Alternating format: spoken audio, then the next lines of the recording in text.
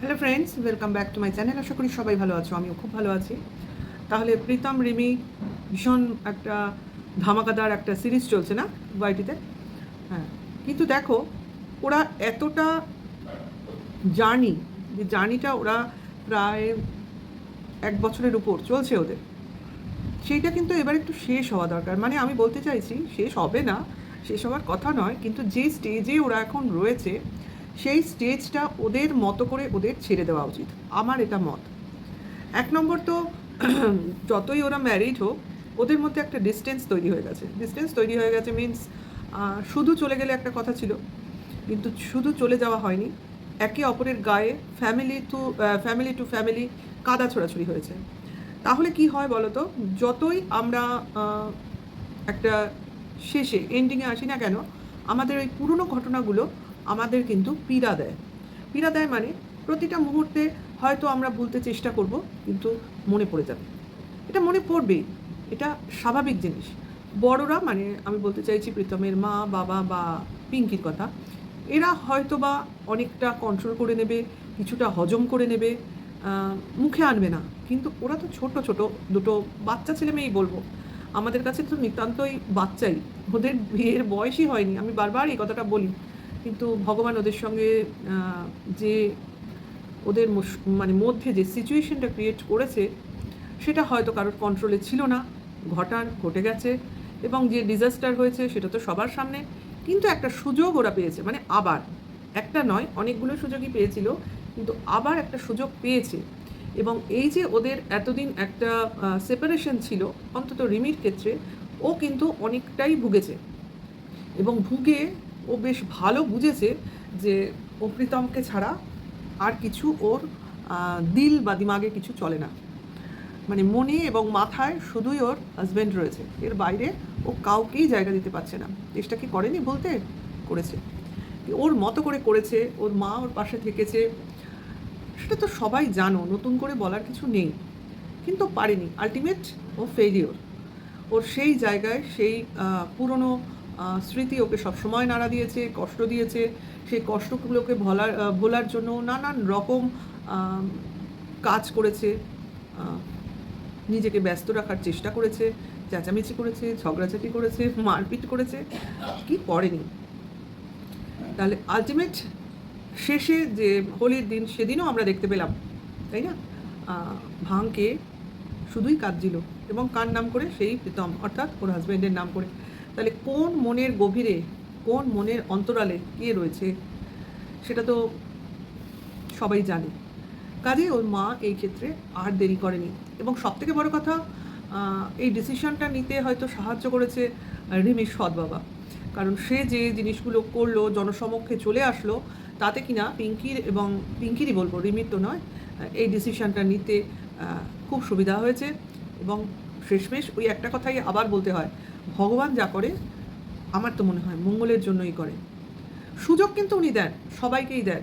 এবার কে সুযোগটা বুঝে তার সদ্ব্যবহার করবে, সেটা তার উপরেই নির্ভর করে। সেই সুযোগ এসছে, সঙ্গীতা ম্যাডামের হাত ধরে এসছে, সীমাদির হাত ধরে এসছে। অ্যাটলিস্ট সীমাদি তার ভুলটা শুধরে নেওয়ার একটা সুযোগ পেয়েছে। এবং সবাই দেখো, যখন খারাপ করেছে তাকে যথেষ্ট বলা হয়েছে, একটা লোকও ছাড়েনি, একটা বিন্দুও তাকে স্পেয়ার করা হয়নি, কারণ বাজে কাজের জন্য যেটা বলার সেটা তাকে বলা হয়েছে। কিন্তু এখন যখন আমরা দেখতে পাচ্ছি ওনার মতো করে উনি চেষ্টা করছেন এবং কিছু করার, ভালো করার ইচ্ছে তার মনে রয়েছে এবং করে দেখাতে চাইছেন, তো সেটাও তো আমাদের অ্যাপ্রিসিয়েট করতে হবে না? সেই বলতে হয় যে মন্দ লোক কোনো খারাপ কাজ করলে সে যে কোনো দিন ভালো কাজ করবে না, এটা তো হতে পারে না।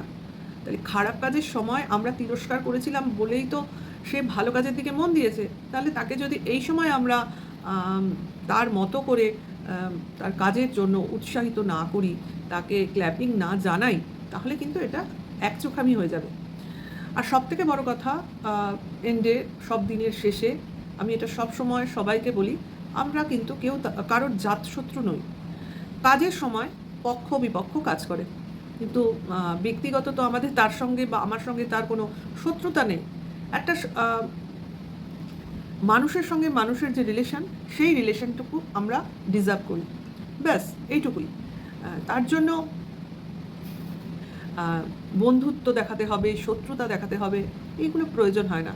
কাজের সময় তো আমাদের সবসময় কী থাকে বলো তো, আমরা যখন অফিসে চাকরি করি আমাদের কিন্তু সবসময় একটা কম্পিটিশনের মধ্যে যেতে হয়, মানে আমাদের কলিগদের সঙ্গে কম্পিটিশন থাকে, একটা প্রসপেক্ট থাকে যে যে বেশি ভালো কাজ করতে পারবে সে প্রমোশন পাবে, তার একটা পদ উঁচুতে উঠবে, এই যে একটা কম্পিটিশন, সবাই কিন্তু ভেতরে ভেতরে তার বেস্টটা দেওয়ার চেষ্টা করে।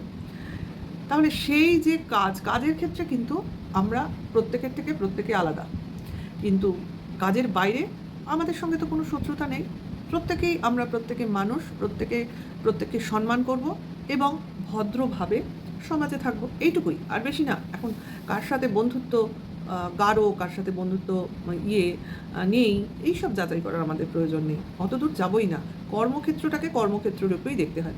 যাই হোক, এত জ্ঞান দেওয়ার কোনো প্রশ্ন নেই। প্রশ্নটা হচ্ছে ভালো কাজের প্রশংসা, এটা করতেই হবে, আর খারাপ কাজের তিরস্কার করবই। আজকে সে ভালো করছে বলে ভালো, কালই খারাপ করলে তাকে আবার বলবো, এটা সোজা কথা। এতে কোনো আমার লজ্জাও নেই, আমার দ্বিধাও নেই।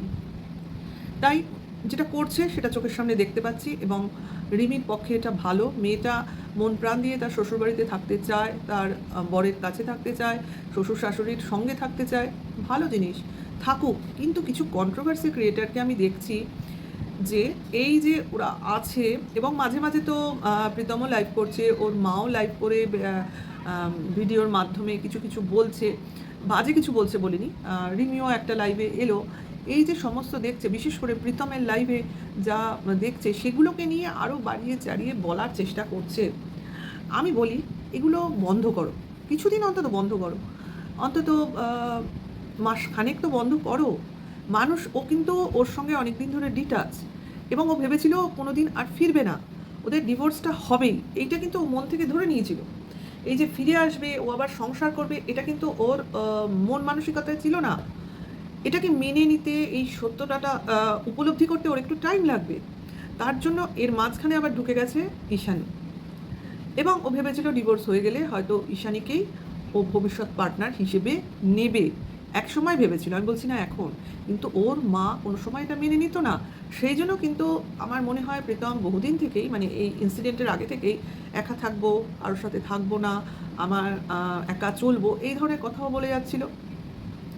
ও বুঝতেই পারছিল যে ঈশানীর মা কোনো সময় এটা হতে দেবে না, তার জন্য ও ভেবেছিল ঠিক আছে, রিমির সঙ্গে আমার তো ডিভোর্স হয়েই যাচ্ছে, ঈশানীর সঙ্গে তো আমার অলরেডি বহুদিন আগে ডিভোর্স হয়ে গেছে, শুধু একটা বন্ধুত্বপূর্ণ সম্পর্ক থেকে গেছে, তাহলে আমি সেটাও রাখবো না, আমি আমার মতো থাকবো, এবং ও কেরিয়ার দিকে এগোচ্ছিল মধ্যিখানে এই ব্যাপারটা। তাহলে সেই যে একটা হট করে একটা পরিবর্তন ওর লাইফে, সেটা তো ওর মেনে নিতে, বুঝতে, ওর চিন্তাধারার সঙ্গে খাপ খাওয়াতে একটু তো সময় দিতে হবে। রিমি তো কোনো সময় প্রীতমের কাছ থেকে সরেনি, ওর প্রবলেম নেই, ও মন দিয়ে যতই বাইরে থাকুক, ও কিন্তু মনে প্রাণে সবার অলক্ষ্যে শ্বশুরবাড়িতেই বিরাজ করছিল, তার জন্য ওর মানিয়ে নিতে অসুবিধা হচ্ছে না।